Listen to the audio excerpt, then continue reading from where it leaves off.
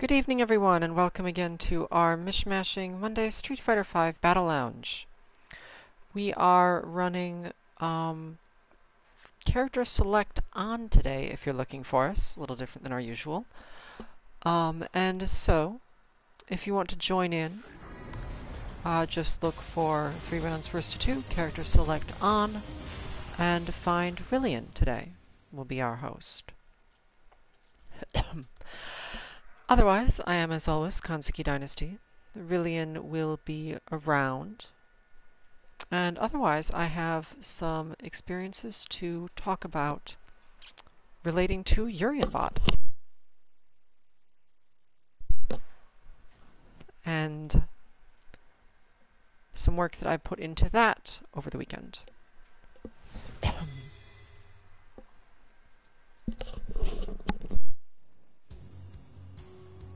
Round 1. Fight!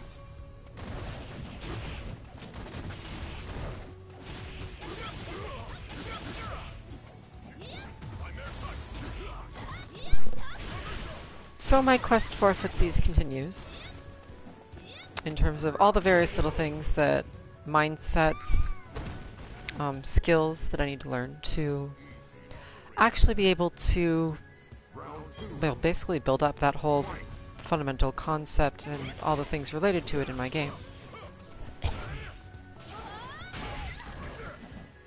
So, I've talked a bit about, in previous streams, various things that I need to work on for that, various things that are going on. But most recently, I ended up looking at Urianbot over the weekend and putting some practice into that. And I had not actually done any Urianbot stuff before. I think I might have tested it briefly back when we were originally building the bot. But since that time, I don't have Urian on my account, and I just haven't trained it.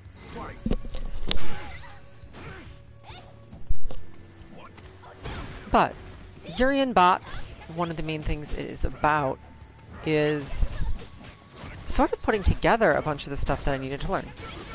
Urianbot that we've made is effectively about learning to hold very precise spacings for things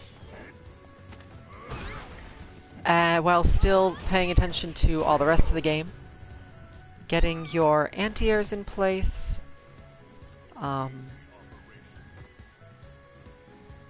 keeping your defense up, and all that stuff, while still trying to make some very precise whiff punishes. For many characters, these are next to impossible. For Karine particularly, because the type of character she is, they are just quite difficult. But the point fundamentally is to be able, not so much to succeed at the whiff punishing, but to be able to hold on to the spacing and the attempts to do it, and then managing to do everything else at the same time.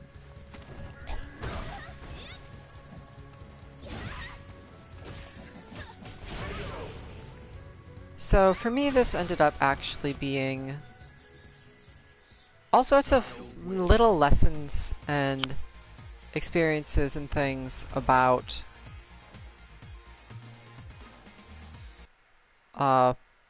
whiff punishing, about how to approach certain things, like just mentally, and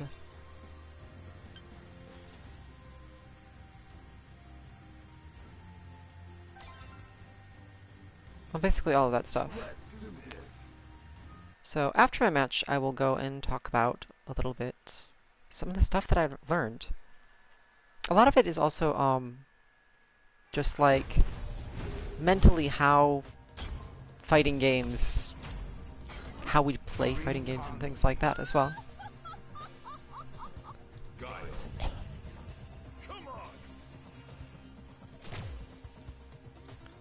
But first, a match.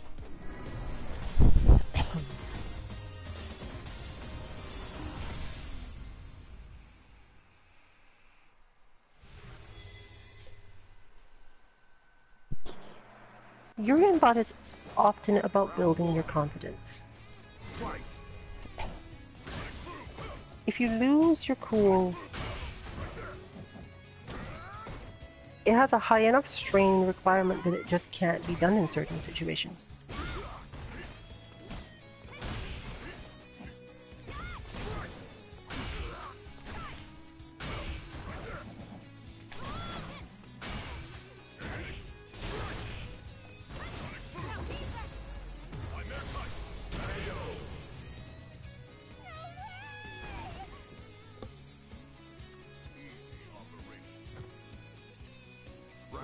But one of the first things you have to deal with once you are trying to get past bronze, once you feel as if you've got an understanding of your character and most of the main game plans of other people, is remaining confident in the face of things that are happening very quickly and things that require you to do things very quickly.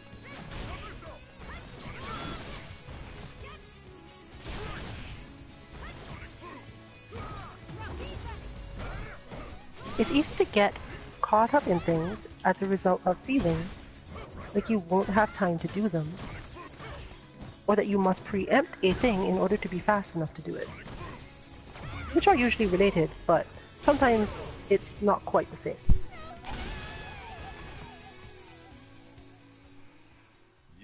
In fact, a lot of the time this actually works out well for certain players if they're up against a particular type of opponent.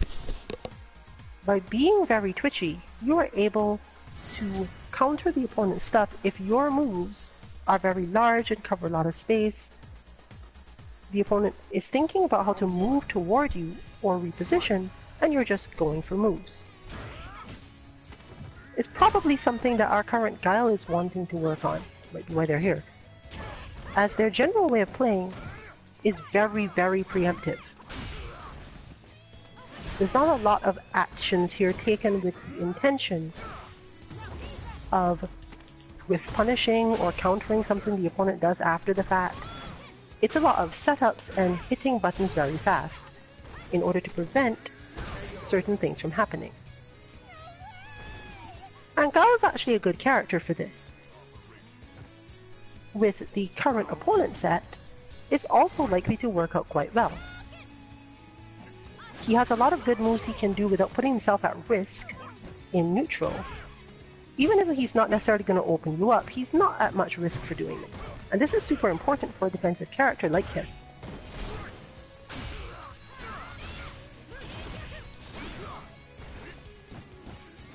But Guile suffers in a spot relative to this that most characters don't. He has a lot of trouble opening people up in this situation. Meaning that if you're comfortable enough and not twitchy, you won't get beaten up that way. You lose.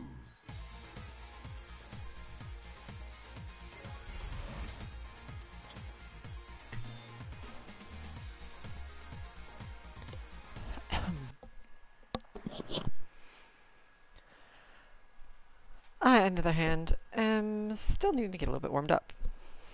And still deal a little bit with some of my twitchiness. But, that said, a lot of what I experienced with Urian Bot was sort of along those lines.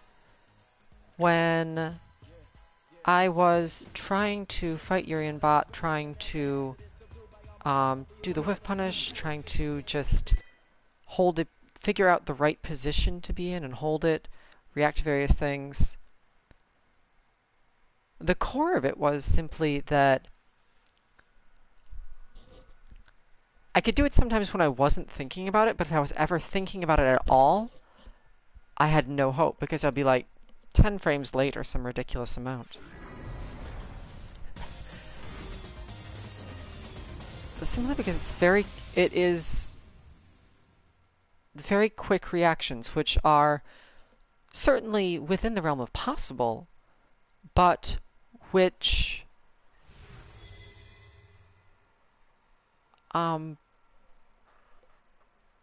while they are possible, are not going to be possible if you're tense, if you're, like, honestly trying too hard or thinking too hard about it, because at that point you just have too much mental pressure, too many layers, and your reactions are just that much slower as a result.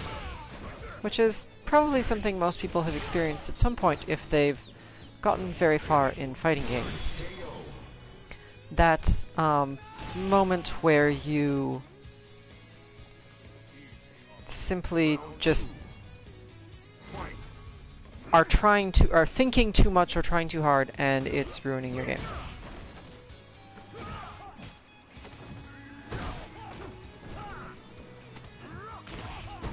And so that was the first hurdle I had to get over, and which actually took quite some time to get over for a lot of little interrelated reasons, but also partly and largely that my brain really did not like the concept of, hey, do this thing that you can't think about, you just have to do it, but then it will just work.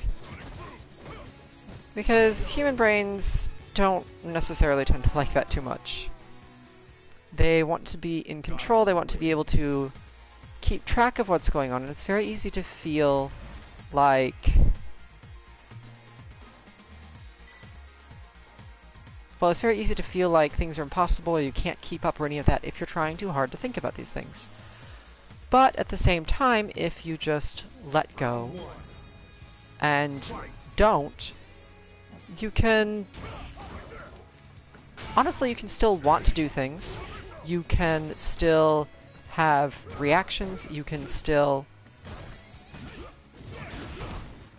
effectively play the game on almost every level. But it's a little unnerving feeling to, almost at certain points, just be watching yourself play Street Fighter on some level.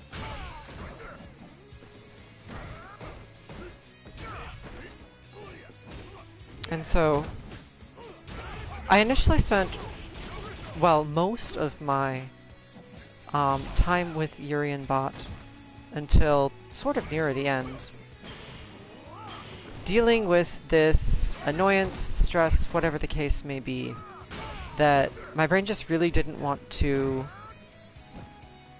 let go of the, I guess, idea of being able to think about what's going on and react sort of, I won't quite say consciously, but it's something like it.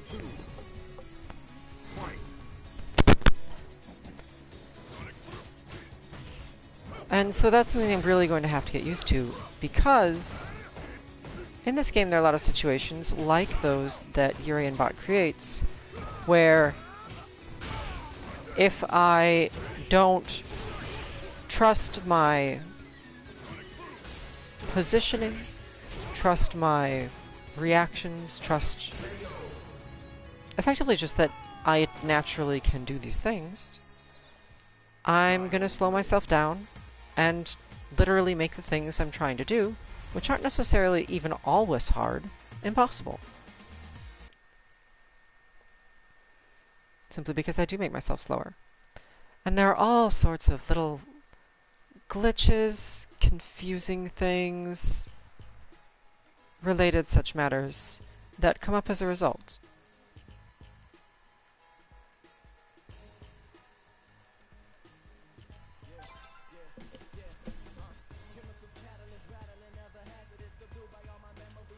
So I'll go through some of them in possibly no particular order.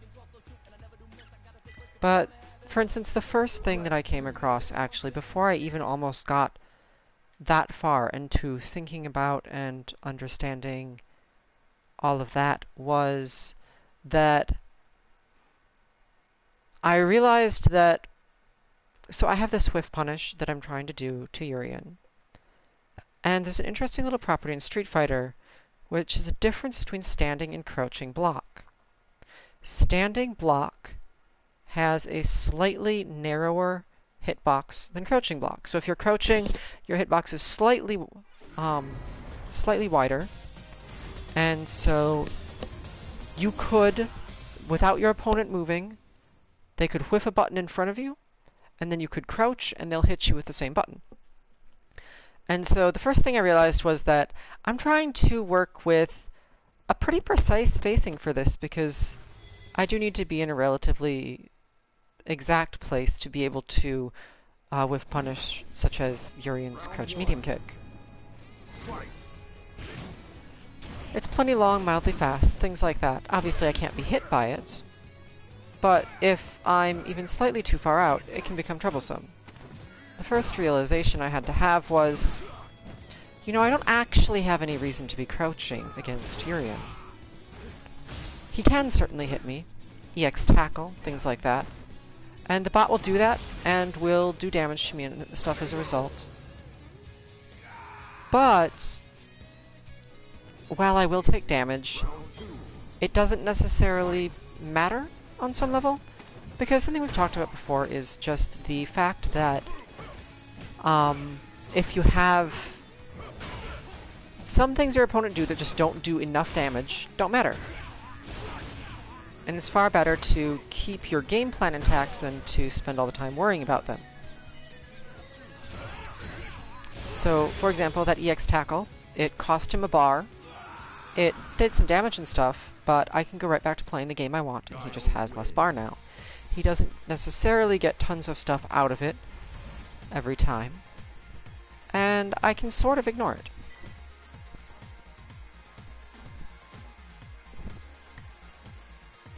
And so the right way to go about it was to get that little bit of spacing power and all of that from standing block. And obviously just standing, because I don't want to be walking backwards when I don't intend to. Which is honestly, on some level, a very terrifying thing. As much as it didn't bother me directly, in part because it simply was the thing that felt right and sort of made sense there. After all, if I'm in the right place, it's not like he can hit me with other buttons, really. It stressed out my brain a bit because, well, basically the same things I've been describing. Human brains are risk-averse, they like control, they like familiar situations and things like that. And the idea that I'm going to stand there in neutral versus Urian, when he could hit me, he could walk forward if my spacing wasn't quite right, he could get me and all of that stuff. Even though I'm not really in danger, crouching block is something very safe and comfortable. Standing block, while safe, was definitely not comfortable for my brain because it was a matter of having to trust in my reactions, my awareness, my spacing, all of these things for just basically not taking damage. And that can be hard to get over because understanding why something is safe or okay, or even why it's necessary, does not make it any less uncomfortable or scary for one's brain.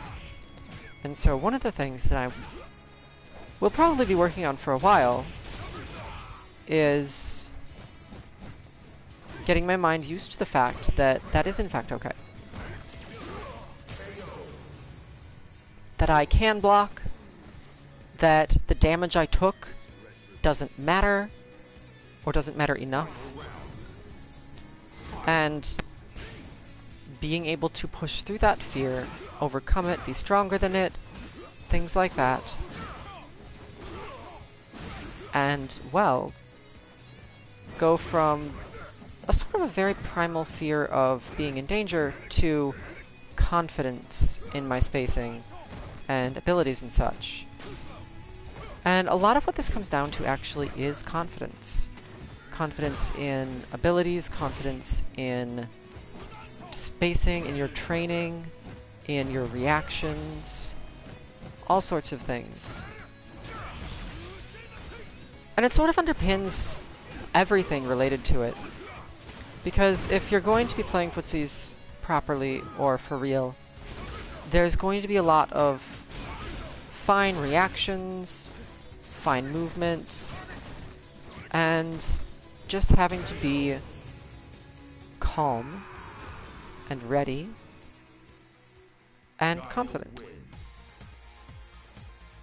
Because otherwise, that worry, the thinking about it, the trying to hang on to your safety or to even hang on to a reaction, like by effort or consciousness, can end up slowing you down.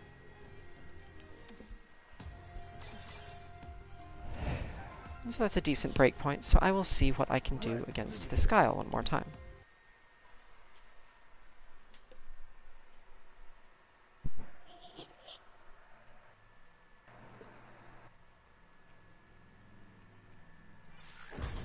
Our Guile player is what mostly we have called frustration type, and very good at it.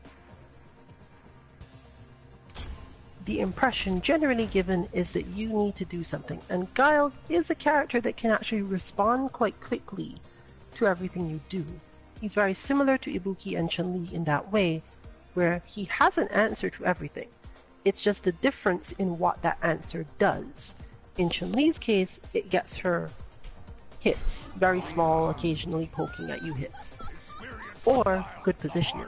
For Ibuki, Blanca. it often gets you damage, which pokes even better.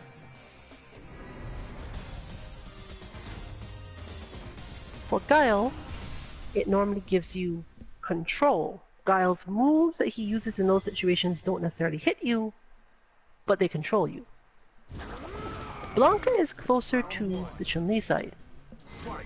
By keeping track of and reading your movements, Blanca is able to get occasional hits, and doesn't take too much damage for trying these things most of the time.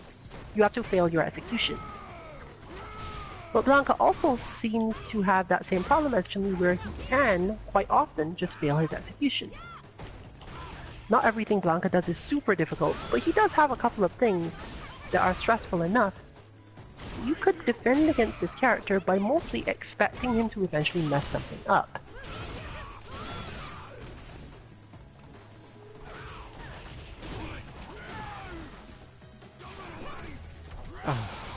But this doesn't mean that you can take your own offense some of the time, especially not against a frustration player who is supposedly good at Guile.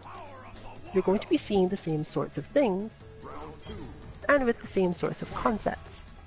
Meaning that the better option for Kansuki Dynasty here is in fact play very similarly as against Urianbot, at least when she manages to get to a knockdown or a good position. There's a space where Karina has a fairly large advantage over Blanca if she isn't trying to constantly preemptively hit him. He covers a lot of space with his moves, meaning that it's quite easy to get hit by trying to preemptively hit him. He moves out of the way of your attacks, or he takes too long to move into the range of them and hits you afterward. So you can't spend a lot of time trying to hit buttons to make sure this character doesn't hit you. Most of the time it just won't work.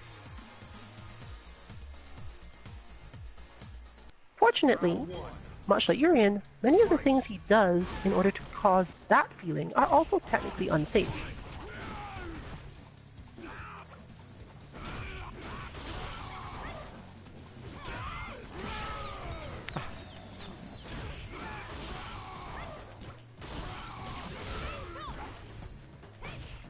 But the brain is the sort of thing that will go, well, I'm unfamiliar with this character, so that's why this is happening.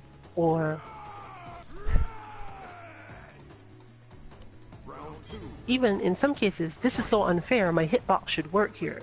But it's not really required. It's much easier to just recognize the character for what he is and focus more on hitting him where he goes than where he is.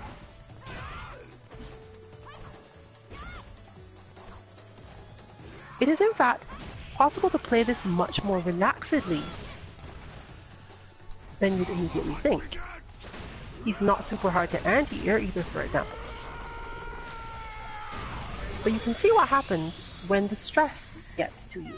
And the stress isn't the stress of playing the game, it's simply the feeling that you can't possibly be fast enough to do the required things, so you better do something else first to stop your opponent from actually hitting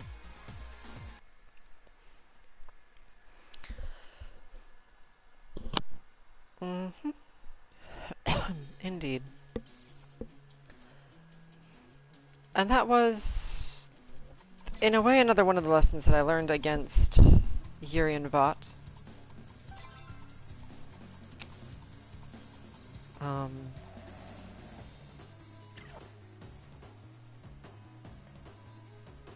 Fundamentally, another aspect of the whole keeping calm thing and having confidence thing.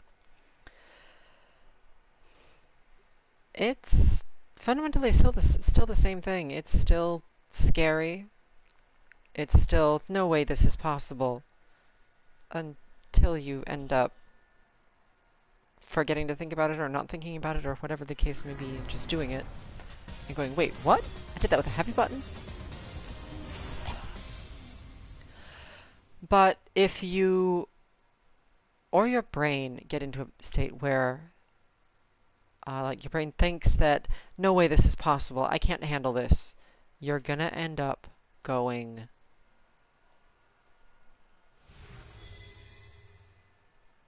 or your brain will ignore you and just do it itself, going and doing something else to make your situation better, to, for instance, as Rillian was mentioning, in that particular case, to preemptively hit your opponent, because there's no way I can react to this, or such things.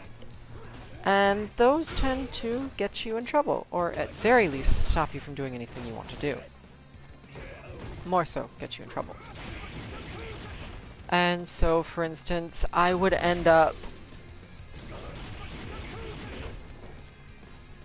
trying to whip punish a thing, hold my spacing, do all that fun stuff, and then my brain would go and walk forward into things because it got worried about the spacing or not being able to react enough, and so it tried to do something.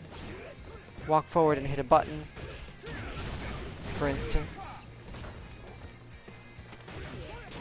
because it needed to be a little bit closer to hit a button or such, because hitting a button obviously can keep the opponent from doing something and keep me safe. But not really. As much as that's how these games work, it's also not how these games work. Because if what you are interested in is with punishing people, playing footsies, holding on to, not even holding on to, but just reacting to things appropriately, holding your spacing and all that stuff, you're going to get distracted, confused, etc.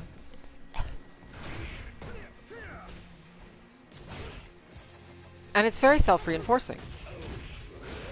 Because if you are hung up on something, if you don't believe this is possible, and therefore get stressed about it, rather than managing to remain calm, hold on to confidence and such, you will end up, even if you perfectly understand it, perfectly intend to do it, just your brain will be frustrated or distrustful, not wanting to get hurt or anything, and it will slow down just out of doubt. It will slow you down just out of doubt.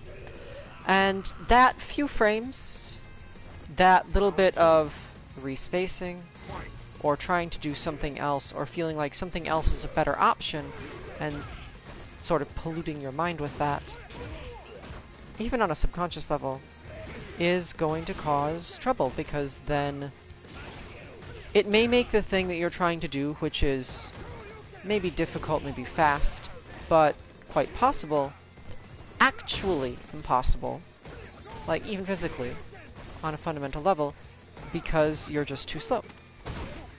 Because you're just constantly putting yourself out of position. And so it becomes self-reinforcing in the sense that you then get the experience of the thing you were trying to do failing, not being fast enough, not being able to do it, and it can become very frustrating. And so it comes back again to that whole learning Can win.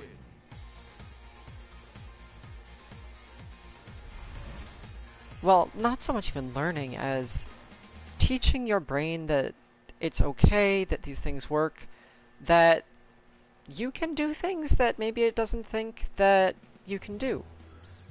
Or that, like, your brain can't do consciously or such things.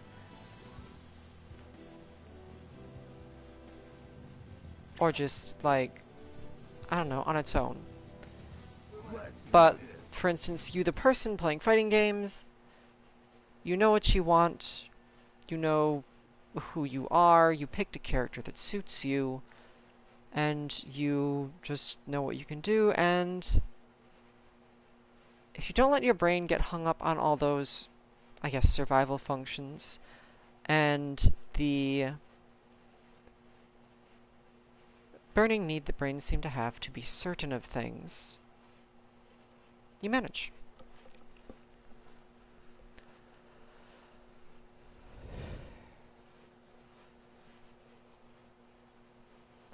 And so, for instance, against Blanca, like Rillian was noting, I could go to that and feel like, oh, I'm not familiar with this character, so I should block more, I should do this, I should do that. Maybe I need to grind this thing or whatever. And, I mean, maybe I do need to grind certain things, but you can also just look at it differently mentally and go, okay, no, that's just how the character works, and I should respect that about Blanca as a person, and my opponent as a person. And these things that are hitting me are quite probably part of my opponent's skill as well. Because when you think about it, it's not just the character, it's not just like, oh, I need to do this and it's simple. Your opponent has learned how to play the game, how to play their character, especially if they're a frustration-style person. They've probably learned how to make you lose. And that's something that doesn't get resolved by brains with survival base, stay safe sorts of mindsets. Because unless you're playing a character that's just defensively broken or unbalanced or something, your opponent is going to be able to do something. That's the nature of fighting games.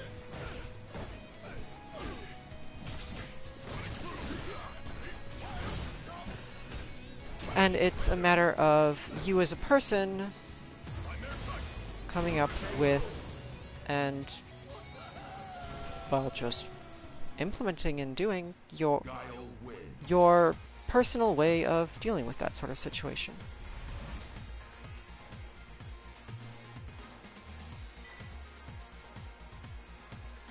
It ties in a way to making sure that you don't lose track of who you are or what you want, how you handle situations and such things, and just your own presence in the game or such when you're losing or your opponent is managing to mess you up, you're failing execution or whatever, or even your brain is interfering in all these base survivalist, control freak sort of ways that I've been talking about.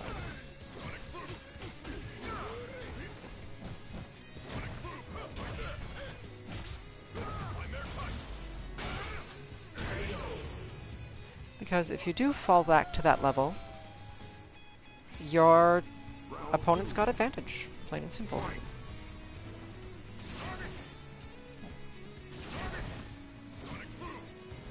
Even if you manage to defend or such, you're not going to manage to play the game that you want to play, or actually succeed on a broad scale in the end.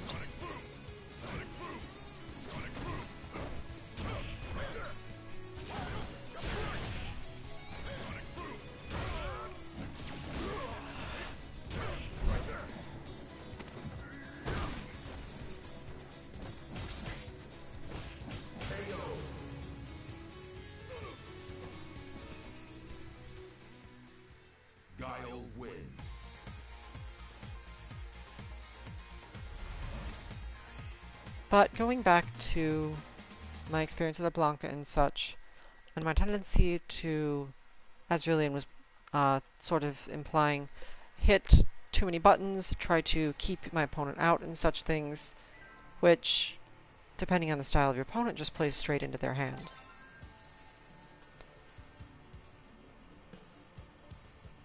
It comes down to sort of being calm again, and to being able to teach your brain to accept that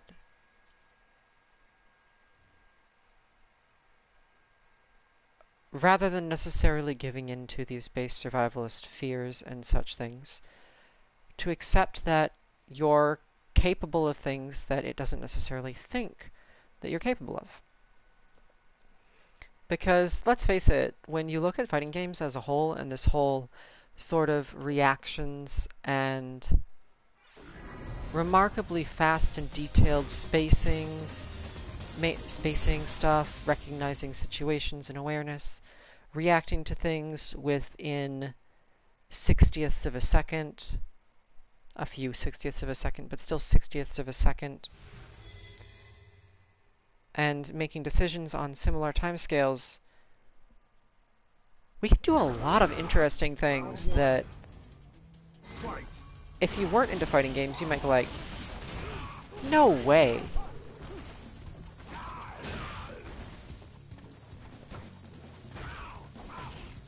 And so being able to both develop and become confident in your abilities, and teach your brain to accept, understand, respect the honestly sort of magical things that people can actually do. And even, like, most people can actually do if they train enough on it. And thus be willing to rely on these abilities, this awareness, spacing, reactions, all of that fun stuff that you have. It can be very important and very difficult.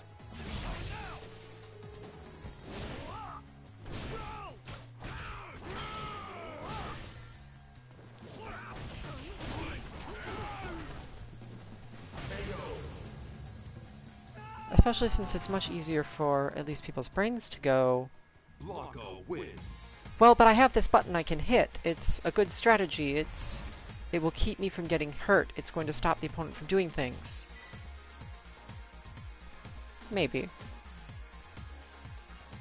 But at the end of the day, it's only maybe, and it doesn't enhance or enable or improve your actual game that you're trying to play, the actual plan you're trying to implement. And so, I know I certainly sound a little repetitive, but it does all come back to that particular hurdle that I was encountering and trying to get over on a mental level when I was fighting Urianbot.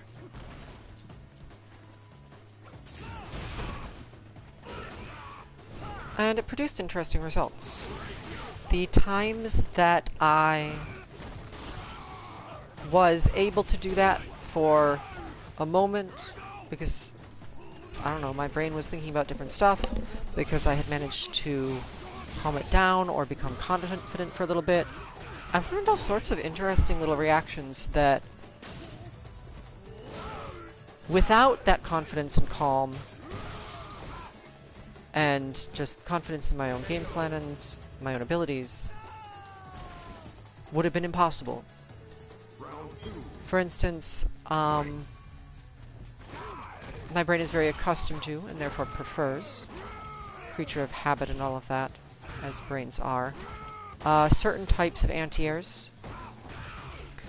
But by using that crouch heavy punch that I sometimes mention I don't have in my game at all right now, I could, on reaction to violence knee drop or such things, even if I didn't hit them, if I was at the right spacing, if I wasn't slowed down in my reactions or stuff, that button would either hit or just completely evade Urian, and he would land harmlessly behind me. but a few frames off, a little bit different with my spacing. And it just wouldn't, it would never have noticed it because it wouldn't work at all.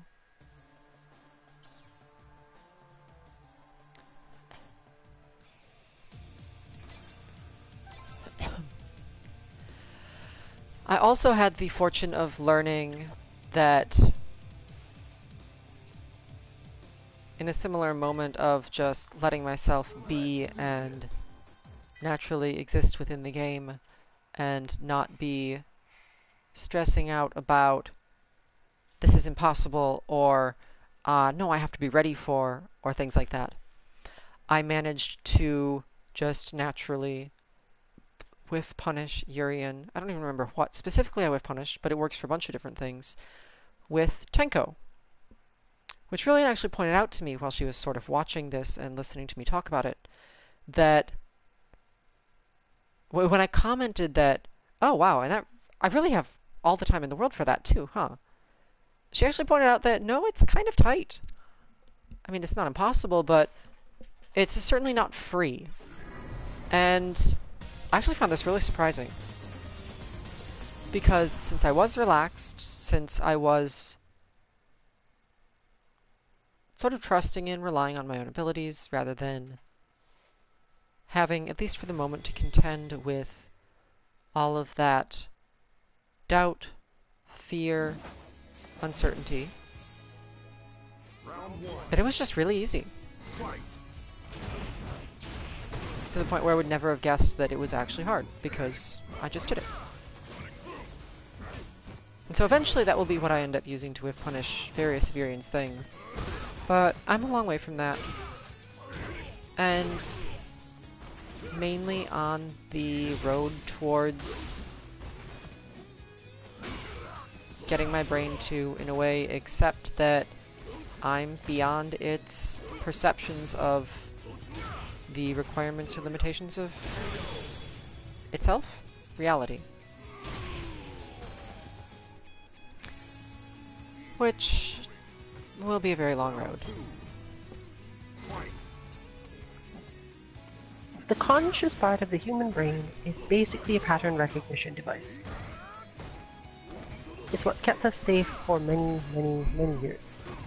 In fact, it doesn't even specifically matter what belief system you have about anything. You know from observation that that's how brains work. That's what they do, and it's how humans of all eras have managed to stay mostly alive. Because when you think about our species and how fragile we are, the fact that we managed to reach age 70 with like all parts intact as a general matter, at least half of us I think it is fairly insane. Just from the perspective, not comparing to any other creature, just the idea of the number of things that can hurt you that you somehow manage to avoid. We have extremely squishy eyes, and yet most of us are worried about going blind in our old age, as in somehow we have managed to have nothing happen to these extremely squishy eyes that we have. Okay, sure.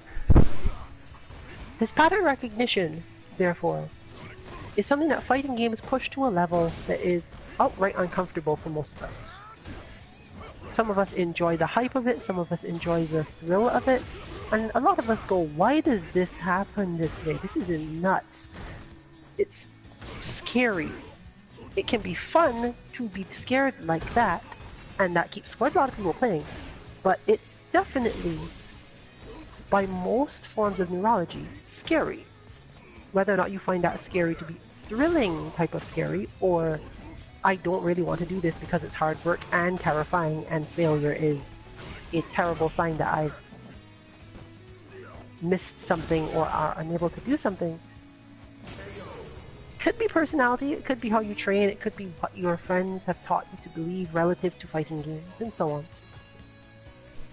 But one way or another, that's what they do. Brains recognize patterns, and they try to avoid the parts of the pattern that whatever system you have for defining good and bad has decided is bad. Most of us, after playing a fighting game, let's say specifically Street Fighter, have learned to avoid the concept of just "you lose" coming up on screen and hearing it in that melodious voice of the announcer.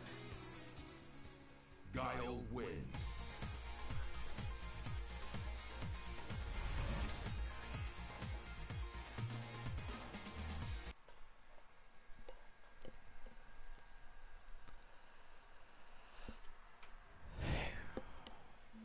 Indeed. It can actually be a very unfortunate effect in some ways, because when you play these games, obviously we play them because we want to win them, because we want to do well, we want to succeed, but it can be very strong interference with our training, development, learning, or even sometimes playing how we want to, because our brains like winning on a fundamental level. Most of us have always spent our whole lives feeling good about winning and bad about losing and such things. And it can interfere with doing that whole... basically, sometimes playing the way you want to, because if your brain is going, nah, this character, this opponent, something is... this is all going wrong, I don't want to lose, I don't want to be this way, it can mess you up, make you try and use a different strategy that maybe is shenanigan-y, but might work better. It will push you sometimes away from the things that you're trying to learn to do and want to get practice with, and can make the game a really unfortunate and unhappy experience in some ways, simply because trying to win messes you up and makes the whole experience just no longer you, or no longer the type of experience that you want. This was one of the first things I learned when I got into fighting games when younger. The more I desired to win, the less I was capable of doing it. It really was that linear. The more I wanted to win, the more I would fail at it. And it doesn't specifically matter what your reasoning is as to why this happens. Most people who play these games at high levels will tell you approximately the same thing. If you want it too hard, but haven't practiced to the point where your body just does the muscle memory for you, then it doesn't work. It's not as if you can't do this. It's that the sort of person who does it well, who manages despite getting into that state of, I really want to win this, is the sort of person who has trained so hard for so long that they more so will things to happen and the body does the rest. Which is, in a way, bypassing the conscious brain quite a lot. You are quite capable of unconsciously doing moves, and quite a few of us are unconsciously able of doing punishes. In fact, footsie players are often just playing footsies without thinking about it. Some of them can do it without really paying attention to the screen. They might be looking at it, and in some cases they're not even looking at it. We've definitely seen this. We know that there are players who can play this game without eyesight, and we've encountered players who actually look away while fighting in a serious match. And I'm not talking like a little bit. They're just watching the screen in the corner of their eye, they know the situation well, they're okay. I've watched Punk at Combo Breaker once just, like, turn his head and, like, talk to someone and have a conversation about dinner or whatever was going on while he was in the middle of what otherwise seemed to be a perfectly sensible match, and it didn't really spoil it for him.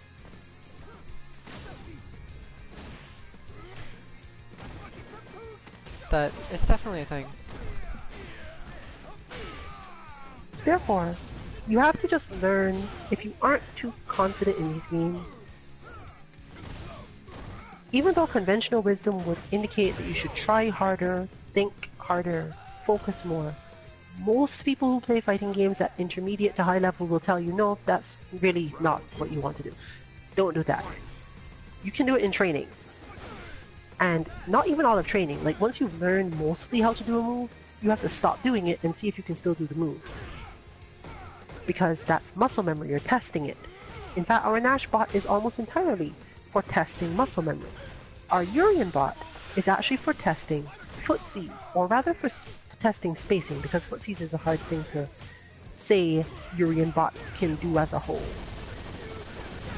But it will definitely test your spacing, and often you have to be able to do this at least somewhat automatically. It's the sort of bot you go to, similar to Birdie, when you know you've gotten everything else working. You're fairly confident in all your main execution, but can you do it in weird situations like that?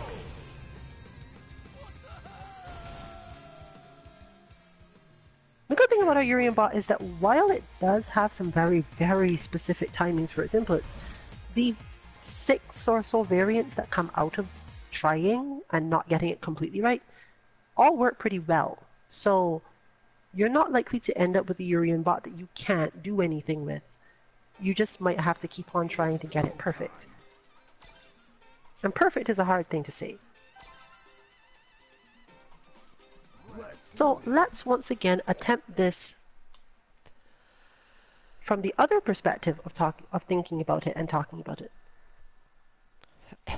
When you stop wanting to win, you have to replace it with something, and not all of us can immediately do that, because we're used to playing the game to win, or playing the game to learn. But sometimes learning isn't really what you're doing, and frustration players are very good at negating that feeling too.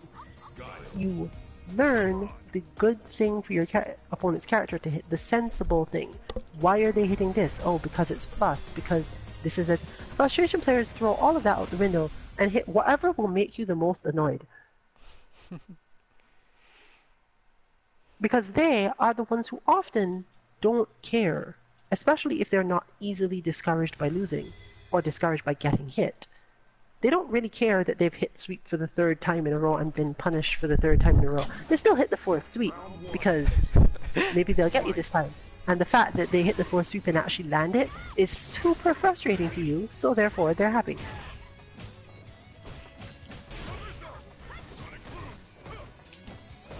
In this case, therefore, you can assume that our Gal player, being that style of player, is eventually going to find a way to sweep and jump. But this isn't the same as, I don't know what I'm doing, so I'm just going to sweep and jump whenever.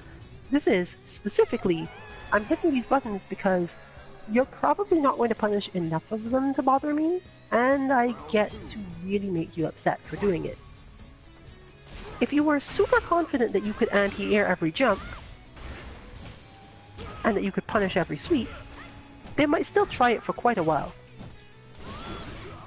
But the important thing here for Kansuki Dynasty is specifically to not even care. To just go, okay, well, this is similar to a bot, it's going to do certain things, and then I'll get hit, and that'll be it. Because with a bot, you are often trying specifically to just fight until something changes. You can't beat bots other than by doing something points related. This is also why we try to train players by suggesting strongly that when you are facing a bot, that you don't just focus on the easiest possible way to get the points. This is usually a big problem. If you just turtle up, don't try to play your normal game plan at all, or at least the neutral part. That's a really good explanation for it. The offensive part of your game does not need to be there against most bots, but the neutral part should, because otherwise you won't know how careful you need to be in neutral against the opponent.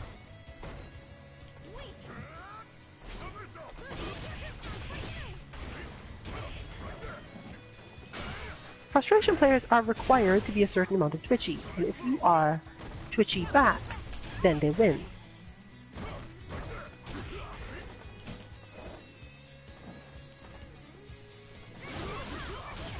If you are good at making them twitch, you have much more success.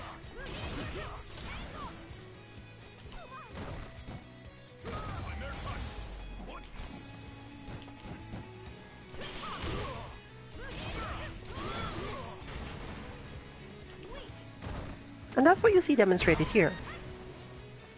It's not necessarily going to win, because This is two frustration players because Kansuki Dynasty is also this type of player.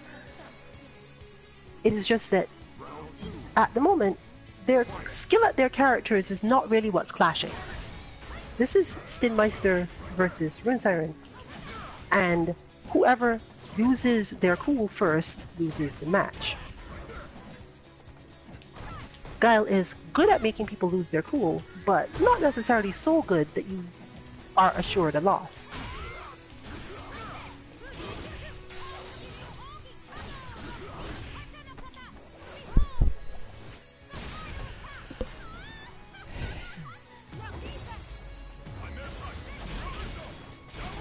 Could be triggered.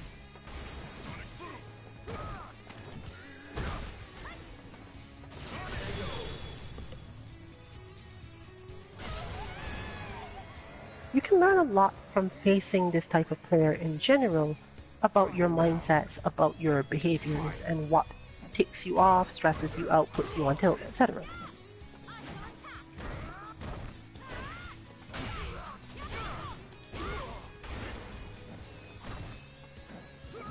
But this is more along the lines of what we would have expected before. This is closer to how she normally handles this sort of situation and this sort of player. And you see that despite all of that, they were still completely willing to hit the sweep in the corner with enough health to be punished to death. Because why not? That's just who they are. And there's no reason really to change that. The only aim really would be to get better at doing it. Sweet, I have 1 HP left. But I lost. Ooh.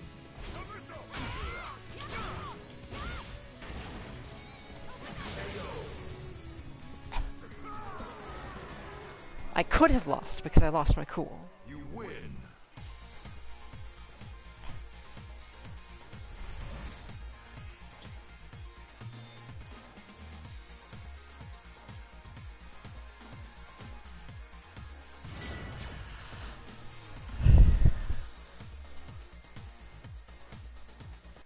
Round 1. Fight.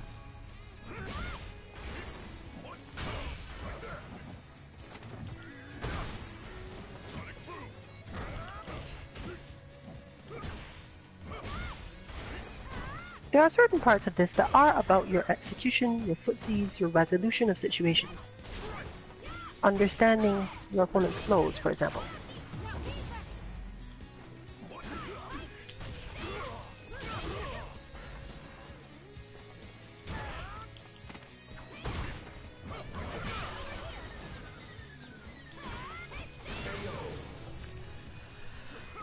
But this is also sort of the reason why we have so often repeated, it's extremely important to understand which of the 4 to 5 types of player your opponent actually is. Because it is the way that you determine how you should feel about things. Even if you can't execute the strategy required to win the match, when you're fighting a close-in player, you can get mad at yourself for not teching throws. When you're fighting a pressure player, you can get mad at yourself for like going in too hard on their wake up, knowing that they'll probably uppercut because that's what pressure players do. What exactly to be upset with yourself for that actually was, hey, that was probably a mistake given everything I know about this opponent, changes. Here, this is a matter of, oh, I'm not waiting for this to go the way I want. I'm not making my opponent twitch. I'm not frustrating them before they frustrate me.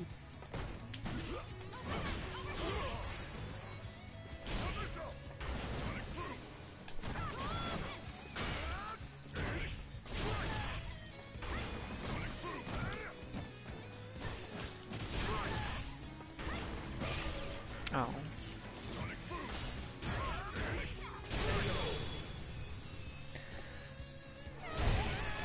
Alright then. But that interaction wasn't necessarily one that counts as that. If you have built up frustration from the rest of the match, then it carries fairly easily, but the actual ending of that match there was more or less a flinch at a moment required for one anti-air, and then just standard Street Fighter corner stuff. Things that happen. There's no real specific reason to think that was terrible.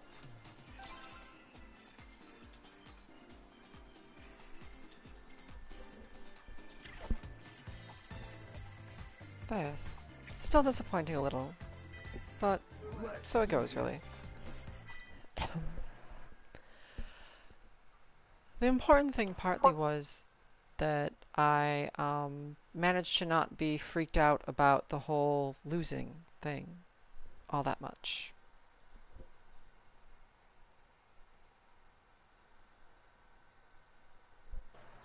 For Nikali, this is actually easier, by far.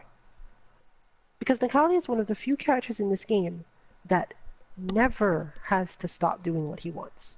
He has a problem with accuracy relative to other characters, but you don't stop Nikali from doing things for the most part. There are very few characters where Nikali can't do what he wants. It's a question of whether or not the other person can get out of the way. And once they do, it often hurts Nikali quite a lot, and he's not really a character who suddenly gets to you and causes you stress. But that means that you have to go into a sort of match like this with a frustration player with a decent game plan as to how to get them to twitch, how to get them to do things without putting yourself at too much risk. And then from there, there's not more to think about. Just do what you want from there. Nikali is not super good at stopping Blanca from doing things, but he has an interesting ability that has to do with dive kicking and sometimes neutral jumping that really helps out in this match. Against a frustration style player, this is amplified because they want to cause you stress, but if you neutral jump, they can't. They can hit you a little bit, but it's certainly not going to be as dangerous as anything else. If you forward jump and dive kick quite quickly, Blanca also has some good options, but they're not frustrating options. They are... You have the situation that the frustration player is now no longer able to play their game plan, namely to really upset you.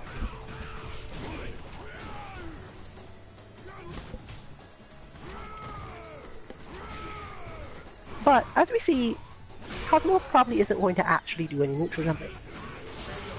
And as a result, Dinmeister gets to continue pushing on him in ways that Nikali doesn't deal well with.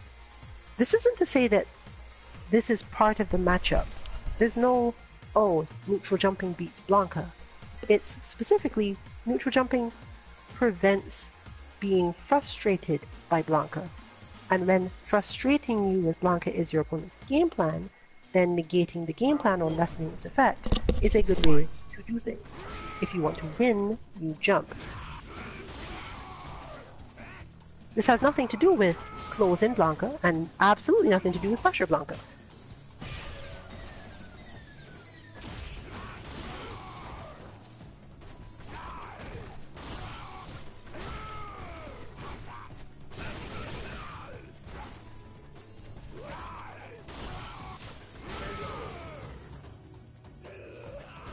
So, on that note, I suppose at least this match will be quick. Round 2.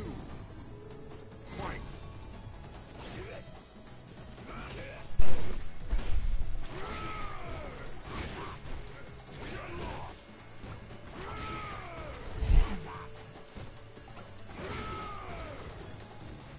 But you see demonstrated quite well here I move slowly enough at the beginning of my moves that you can't actually do anything. You can't stick out buttons preemptively and beat me up.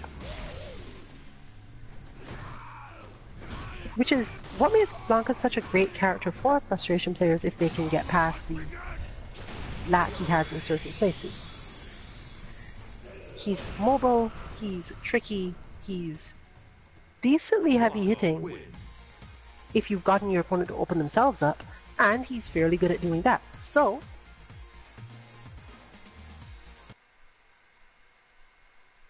frustration away.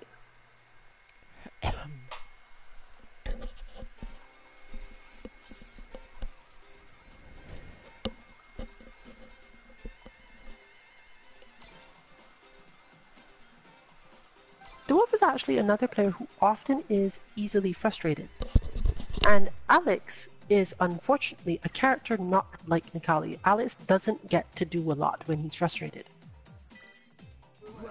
Blanca also covers so much space that Alex can't use the fact that the opponent's attempts at frustration involve moving to get his own V-skill usage, for example.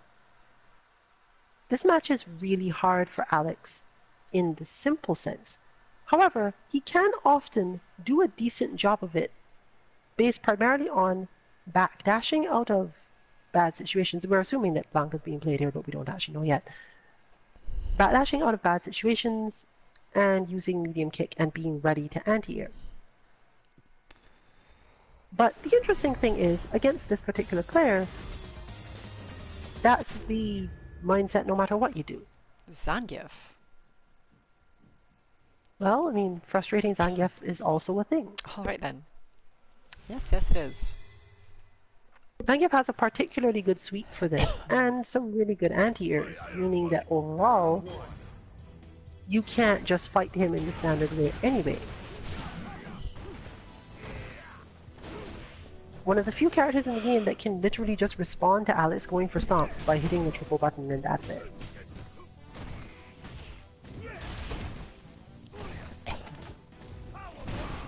Does that put him airborne then? No, I'm saying that his lariat will just beat stuff. Oh. It's one of the best anti-airs ever Sure, made. I suppose. Alright then.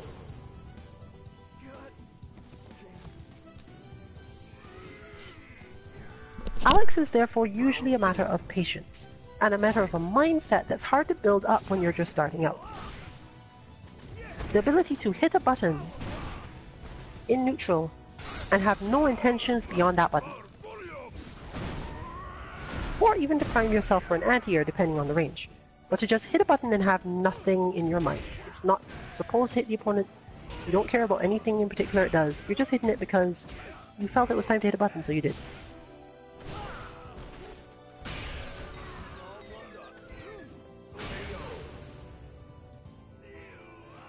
And fortunately for Alex, he's the master of this. He has lots of buttons that he can just go, you know what? Let me hit this here. Because reasons. You know, no specific reasons, just reasons.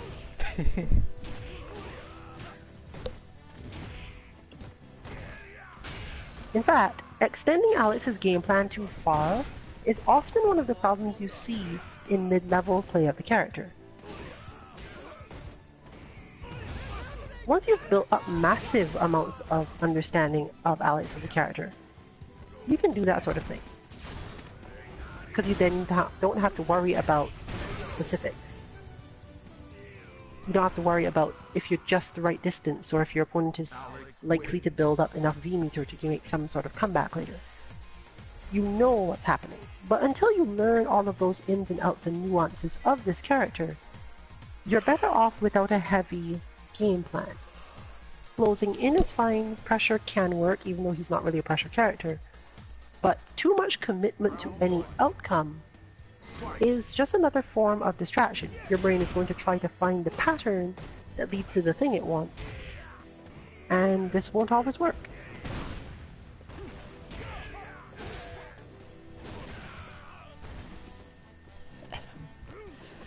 That sort of distraction is something that can really become troublesome when you're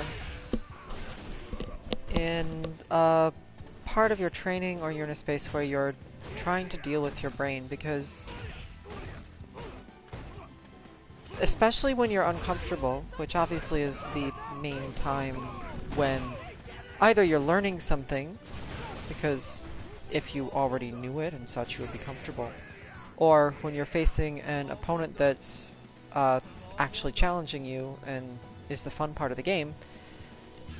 Those are the sorts of times where you're not as certain, and your brain is going to trying to find the patterns for things. It can be very easy to get it distracted in trying to find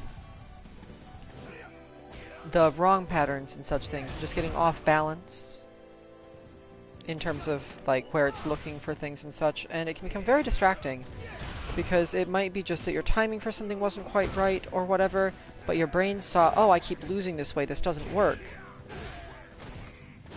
And now you're off thinking about some other part of your game plan or flow or some alternative option, which in the end isn't the right thing, you just weren't quite there yet, or whatever else. And it's very troublesome.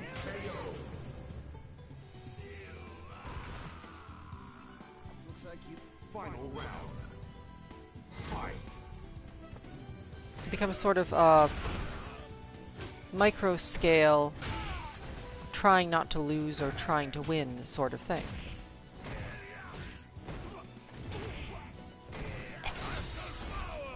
Ooh, and there's the CA. But on a broader level, sort of, one of the problems with frustration players sort of can be that if you get frustrated enough or get on tilt or such things in certain ways, it's very easy to end up off balance like that. And that's kind of the sort of thing that a frustration player wants to create. They want to get you off balance, they want to get you on tilt, they want to mess with your head a little bit, and then beat you up for it. And so it can be very easy for certain types of minds, certain types of people, mindsets, to, certainly for me at least, as well, I'm definitely one of those types, to just get caught up in something, caught up in not winning this particular situation, in getting beat a certain way or for a certain thing, and then sort of slip back towards that mindset of, oh, I'm losing here.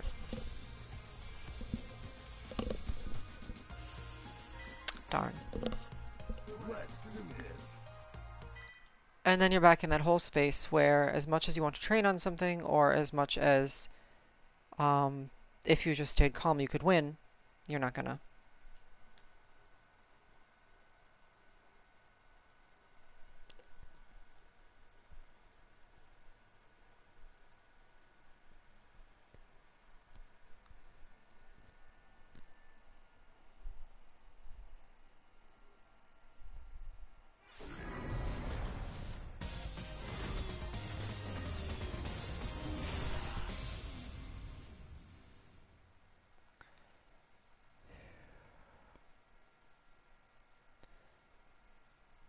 So our guile has left, and we are down to, for the moment, the usual suspects, and a few open slots if you want to join, by searching for 3 rounds, first to 2, character select on this time, and finding Rillian. But by being back to the usual suspects, we are back into a slightly more comfortable space. Round 1. Everyone here is, in a way, a familiar pattern to some degree. And there can be, depending on the type of person you are, a little less pressure about losing against your close friends or team members, and being a little more willing to try things or practice certain things. So it might be slightly easier in certain ways. But at the same time, there will be habits that interfere as well.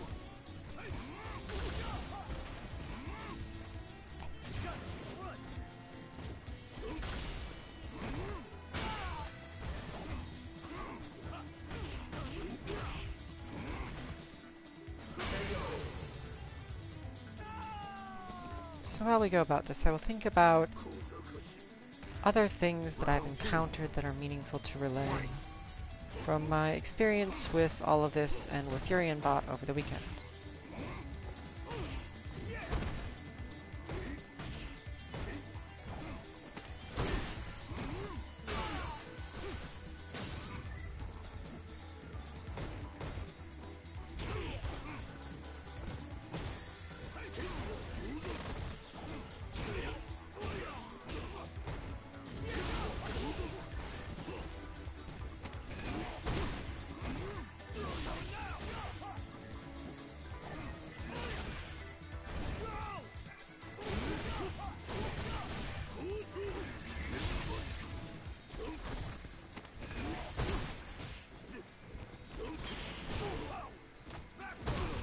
suppose I've talked about a lot of it. The fear aspects, the I'm not managing this, I need to try harder sort of thing, as opposed to letting go. How all of that tends to tie into the whole factor of just confidence and teaching your brain to effectively believe in you.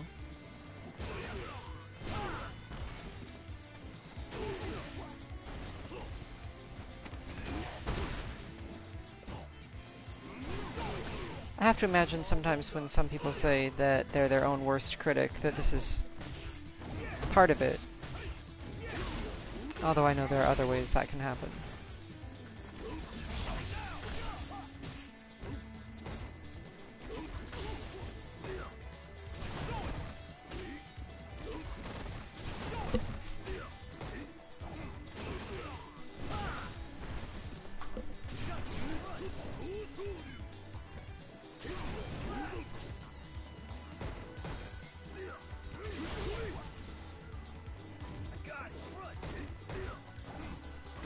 But I suppose I can just go back down to sort of the specifics of my experience to some degree.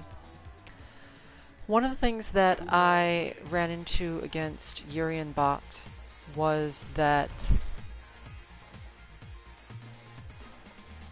when I was trying to hold my spacing and react to things and such, Round one.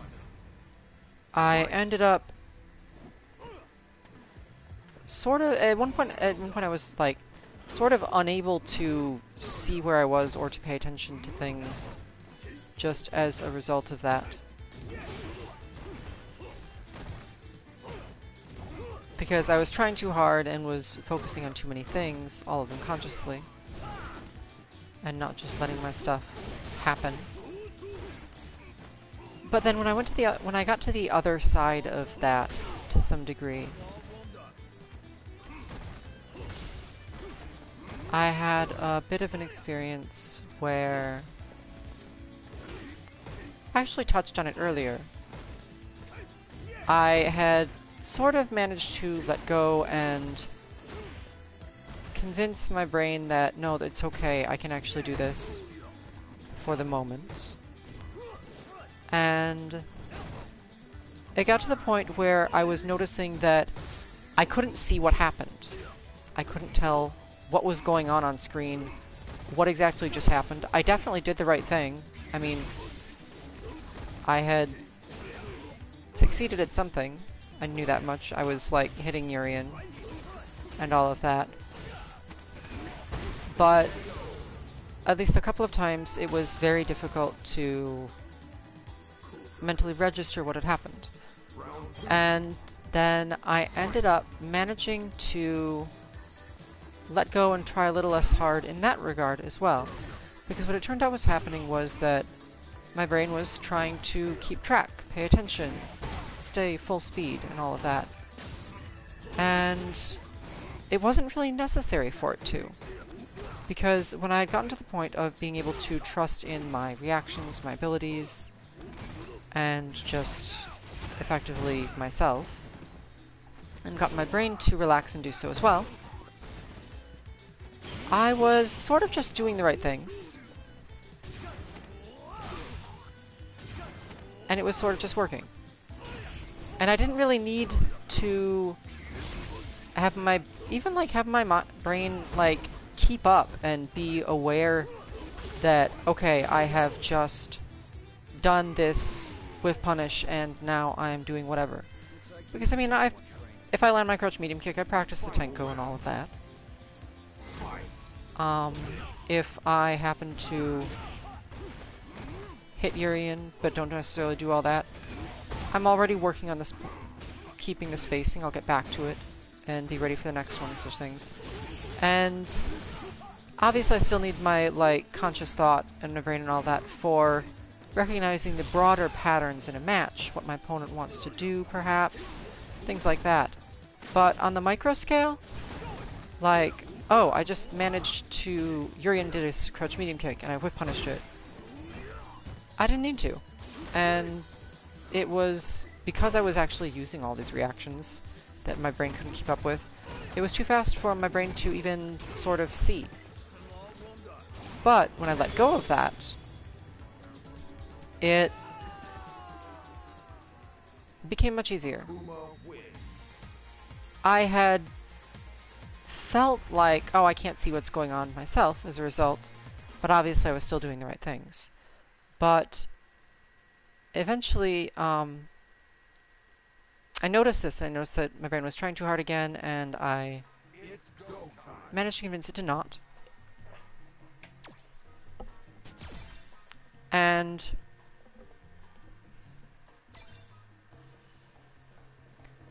when I did this, it changed a little bit. I was still doing all the right things. I was still having my reactions, setting up my spacing and such, because, well, I was still being me and still doing what I was trying to do. But my brain wasn't trying to keep up with me in quite the same way. And because I was doing things faster than my, like, conscious brain could keep up with, or that sort of survival, worried, pattern recognition could match, it wasn't managing, and when it stopped trying, it almost became like watching myself play Street Fighter, because suddenly I could see what was going on again, because I wasn't trying to necessarily quite keep up. My brain could watch it like I was watching a match online. Things would happen, and I'd register them, more things would happen, and the match sort of flowed along. And I think it was sort of that it was able to just, like, go at its own pace. It didn't have to see what was happening and then be aware of the whole situation, aware of where I ended up after that, keeping track of everything, being ready for the next move. It could just watch. And in the end, I think that ends up being a much more useful state. It's a little trippy, I will say, the first time, to be like, a little bit watching yourself play Street Fighter. But then if you think about it, it's probably not all that different from all those times you just sort of relaxed playing sometimes and ended up following autopilot or playing without thinking too hard about it, not necessarily super seriously. And it's not all that of an unfamiliar feeling, as trippy as it might be in the moment. But this is one that musicians are actually really familiar with. Playing music in certain situations is more or less just that. You don't spend a lot of time thinking about how to play the song for the 14th time. If you do, you might mess it up more. Today's commentary by Rillian is brought to you by Kushu Seaweed Lay's Potato Chips, by the way. I see. I can definitely relate to that. I know that there are songs... I play the flute. I'm also a singer. I know that there are songs that I personally can play relatively easily, but if I try to think too hard about them in certain ways, maybe I'm trying to make sure I got a certain part right, and right might be a little different from my habit, or I'm trying to improve my technique, and I'm doing it a bit too consciously, I'm completely unable to play my most basic, habitual songs that I could do in my sleep. And so it's because I'm bringing so much into that same space again, just like the other bit, where once my brain stopped trying to keep up with the whole situation, it was very easy to watch what was happening, because it wasn't trying to make decisions, track everything, and just became watching a Street Fighter match.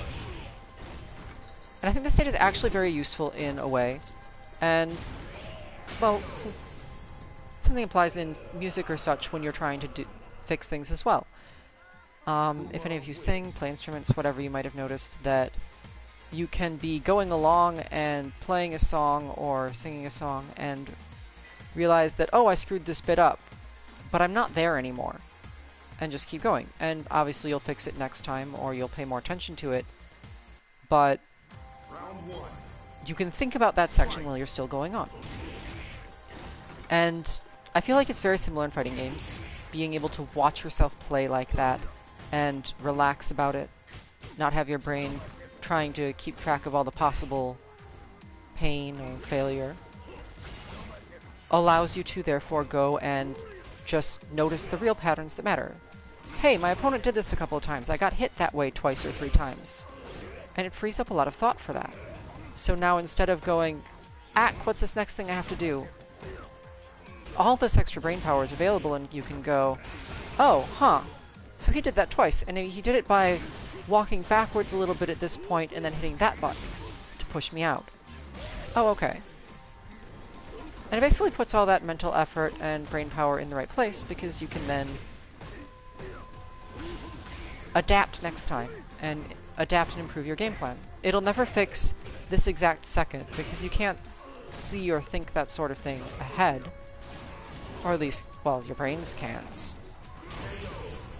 You might be able to in certain situations. But by putting all that processing power and brain power in the right place, Street Fighter not only becomes a much more pleasant experience, you'll just end up doing better because you'll be able to learn what's going on, what your opponent can do, what you can do, interesting things that work, rather than always trying to figure out what the next thing is. On the music side, it's very similar again to when you first pick up a new song, for instance, and you're struggling your way through. You have to pay attention to every last little piece and every note, every rhythm, every word if you're singing. And you're going slowly, you're starting and stopping, you're sort of struggling through. Versus when you're a bit more used to it, you can just trust in what you've learned, your abilities. I mean, we've all been playing these games for a while by the point where this is even relevant. And put that power somewhere more useful. Or pay attention to where things went wrong, rather than what the next thing is. It's very useful. And so, I hope to get there, where I can convince my brain regularly that that's what should be going on, rather than trying not to lose, or not to get hurt.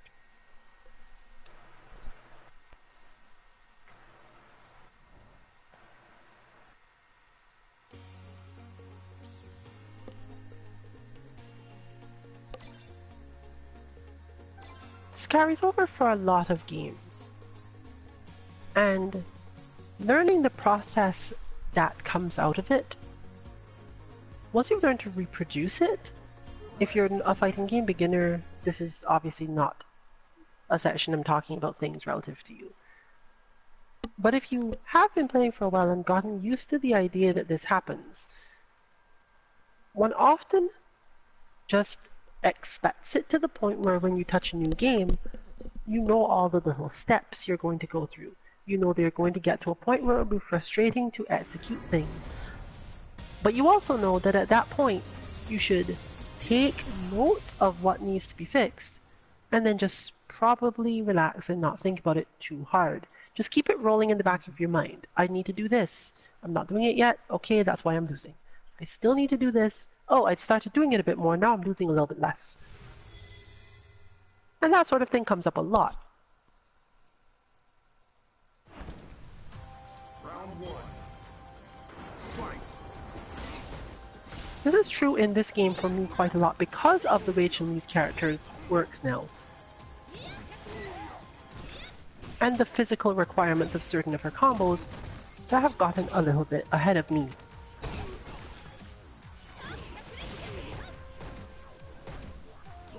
In short, there are some things that Chun-Li needs to do that I find stressful to physically do. But they're not actually stressful. It's that I'm stressed, and as a result, I find it harder to do the things.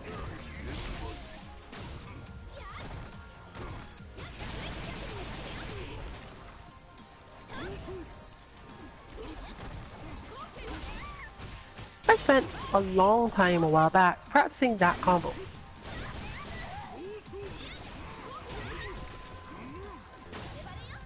Specifically the crouch light kick, crouch light punch, spinning bird kick. And at the time it felt like an impossible thing, and now I do the combo without thinking about it to the point where it's like, oh, I finished it. I didn't actually realize that was what I was doing. But I automatically hit confirmed that, so it's fine now, I guess.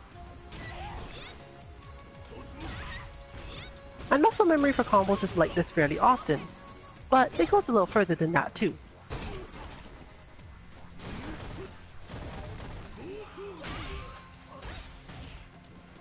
emotional states matter a lot in these regards.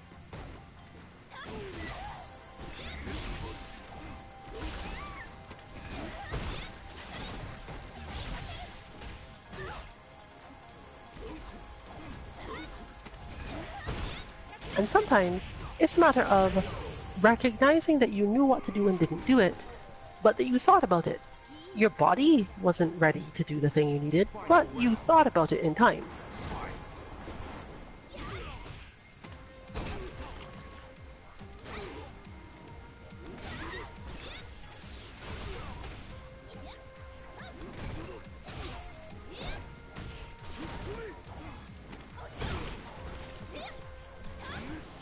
There's a ton of little stages like that that are probably much easier the second or third time through with new games and such, simply because you know not to stress about them or just how to sort of flow through it.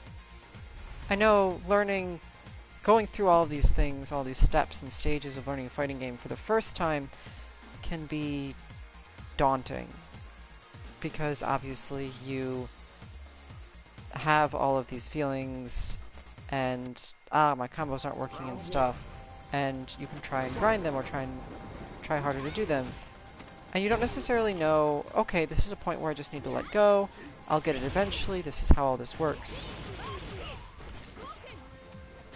And even if you're going through all the same challenges, I think that it'll probably be much easier, not necessarily on a level of you have less to do, but just that you know generally how to flow through it. The, say, third or fourth game that you end up training in. Just because you've done it all before. You don't always build up a resistance to the negativity type either. For example, I was playing Absolver this morning. Absolver is functionally the culmination of the build your own fighter fighting game.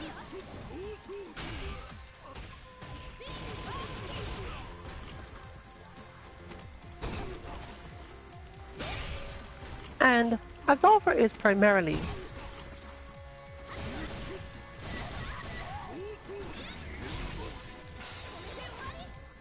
a game about movement. You get out of the way of attacks. Especially with the class that I play in it, you have to know how to dodge certain attacks. And we're talking about stuff like, opponent did this move, so you have to sidestep this way. Tekken level stuff, the moves are about the same length as well. And I realized, oh, I'm dying in this game because I keep on dodging to the right. Because I like dodging to the right. In nearly any game you give me the option, I will dodge to the right. If the two are relatively equivalent, and I don't have any other thing to make the choice as to which way to dodge, I'll just dodge to the right because I'm right-handed, maybe? That's my theory, as the left-handed people I know tend to dodge to the left, and so on. But most of the stances, something about the game right now means that most of the time when I need to dodge left. So becoming frustrated about the fact that I kept on trying to dodge and failing constantly was stressful, but at the same time, it's a game where there's really not much penalty for losing other than the emotion and frustration, the feeling that you're bad at it, and so on. And I just started to dodge left this morning, and immediately got phenomenally better at the game. It was just a plateau that I was sitting at. I didn't dodge left, and therefore I died. And then I started, and it went away. Round one. Fight. See.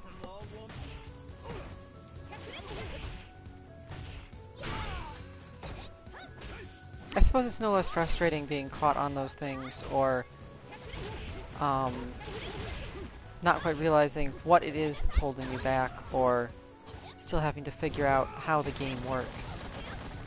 Even if you know, once you do understand things, how the general flow of going about them is.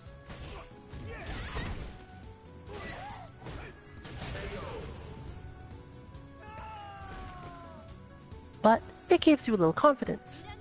Especially if you don't spend too much time worrying about the fact that you haven't done it correctly for a little while.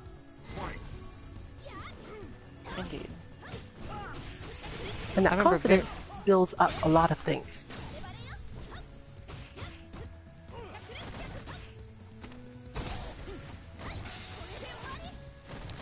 I remember very early on in Street Fighter and such, I would get very stressed out about things that I was not able to do or such things in that regard, and it was really not helpful in the end.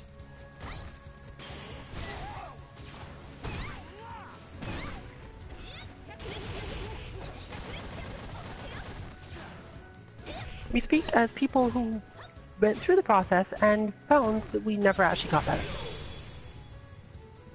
We can ask most players if they've got better by reacting to the stress or just by training more, and most of the time the training makes way more difference than whether or not you're stressed. Whether or not you're focused, let's say.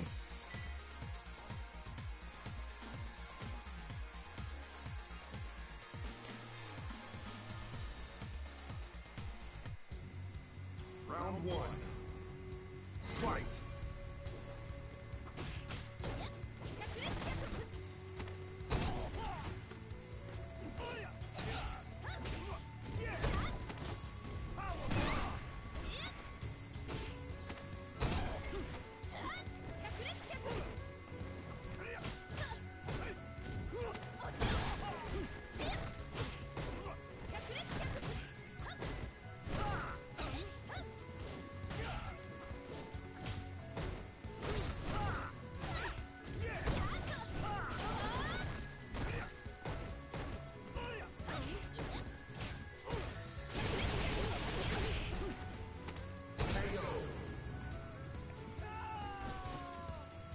So, if I play Eunice, for example, I already know how to get past this.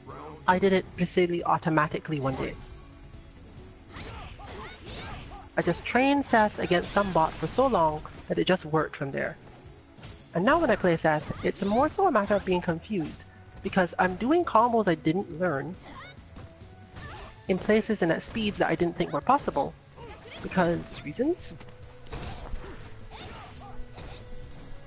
And it's best to just not worry about that too much.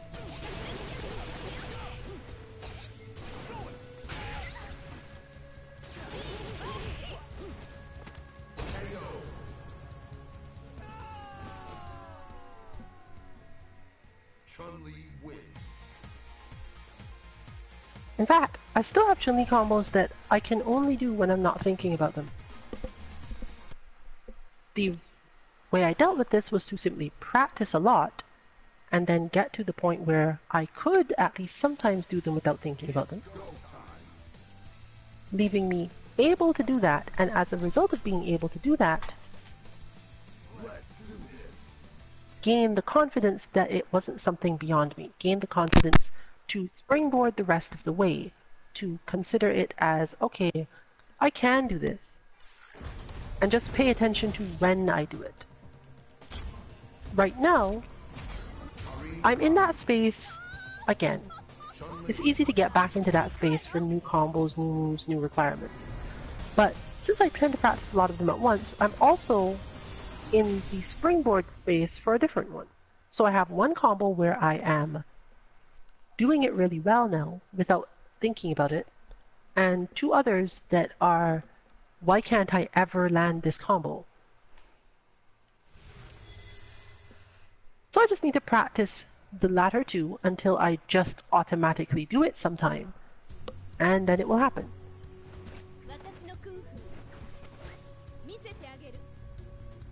And while I'm not the type to be discouraging about fighting games, I will say that if you find trouble doing combos of a particular type in a particular game, change game, not so much character. Usually, it's a sign that you're not going to have that experience in the game as much anyway. Change game.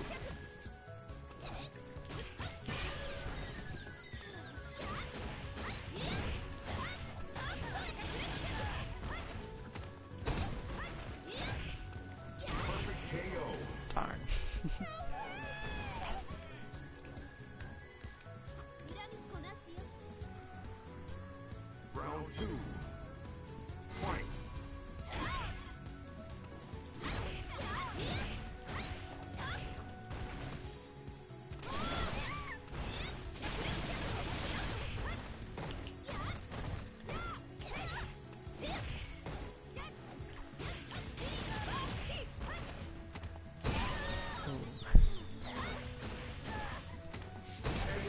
Good stuff. You lose. The difference between seeing what you need to do and actually doing it can be fast sometimes. And that's why if you enjoy training mode, if you enjoy the lab, we will continue to make bots for you in any game that will let us. Round one. Fight. Because be very aware that a lot of the people who you think are just like naturally better at some huge level probably practice a lot more than you. They just have the mental space for it.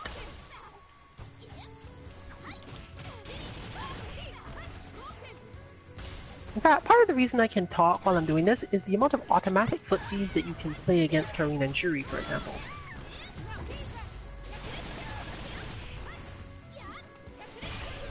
Darn.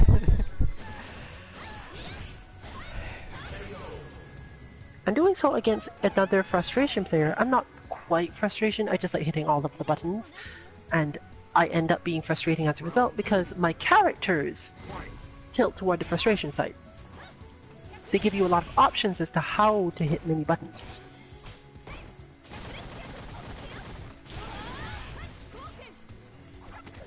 There's always an answer somewhere in their moveset.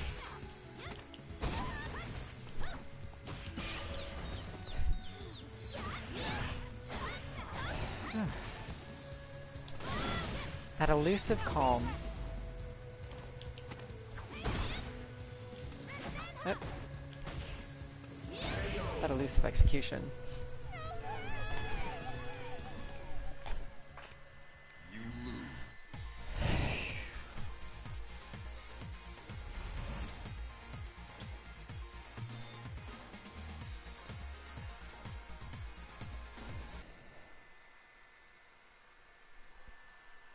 Playing against Rillian seriously and actually managing to do anything almost takes me a ton of warm-up.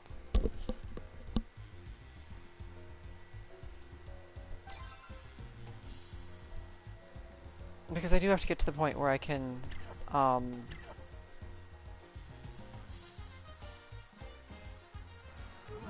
well, basically power up all DBFC style. I almost said DBFC style, but I guess they're the same. And, get to my final form and manage to be calm and confident and get my brain to trust in myself and all those things we've been talking about this stream, other streams, and such things. For just the particular way that our characters interact, we as a people interact, our skill sets interact, I really need a lot of that for her.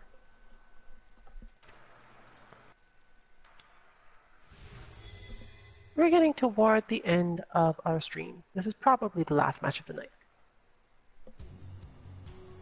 Round one. Alright then.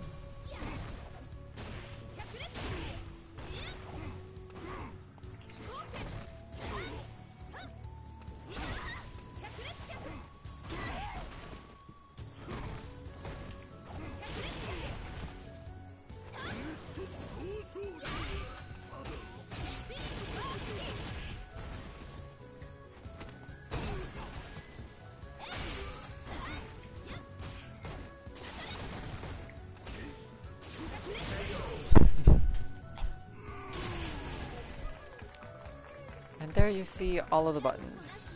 Successful style. Buttons. Fight.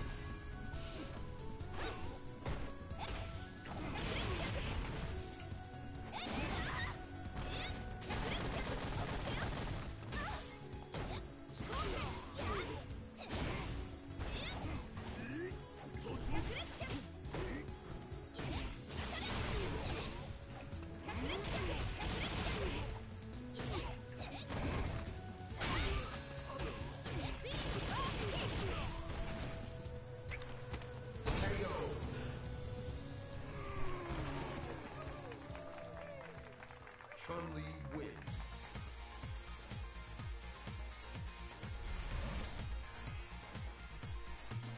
Sometimes you should play more fighting games just to get used to the wall.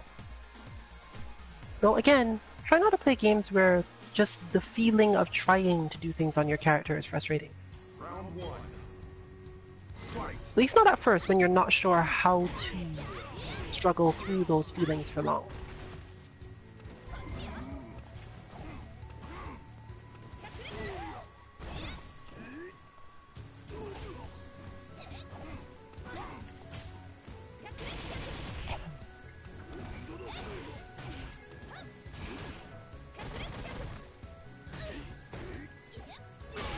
So as we are coming to possibly the last set, or the second last set of the night, certainly our last face-off, if you want to look at that Urian bot that we've been talking basically all day about, or any of our other bots, Nash, or for even other games and such, you can do so at our website 2-mk.org, where we have written up basically all of our main bots, anything that's directly useful to people, and all that information on how to get Urian bot put into your training mode, how to approach it, what you can learn from it, is there on our website 2-mk.org/bots. We have bots for other games that you can get through the menus by going to just the bots menu and looking through Unist, Guilty Gear, some exercises, not quite bots, their training mode doesn't allow it. DBFC we have bots for, and all that good stuff.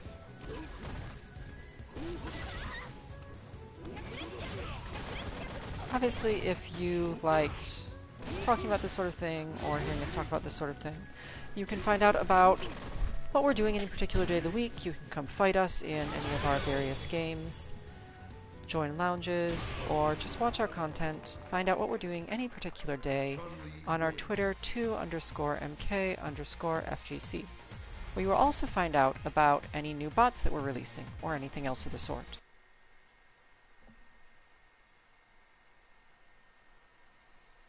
Our plans for content release for this week are still in the air. We do want to do our Guilty Gear exercises Rep 2 tomorrow. It's go time. And Wednesday may be Sandbag Casuals with more or less the same outlook as this. We should finally be back at Kame House on Thursday and intend to do some DOA, some Dead or Alive 6, next week, Friday. Which will bring us right back around to another Monday Mishmashing Battle Lounge. But this Mishmashing Battle Lounge is over. This has been Rillian along with Kanzuki Dynasty for Team 2MK. Good luck with your training and good night, everyone.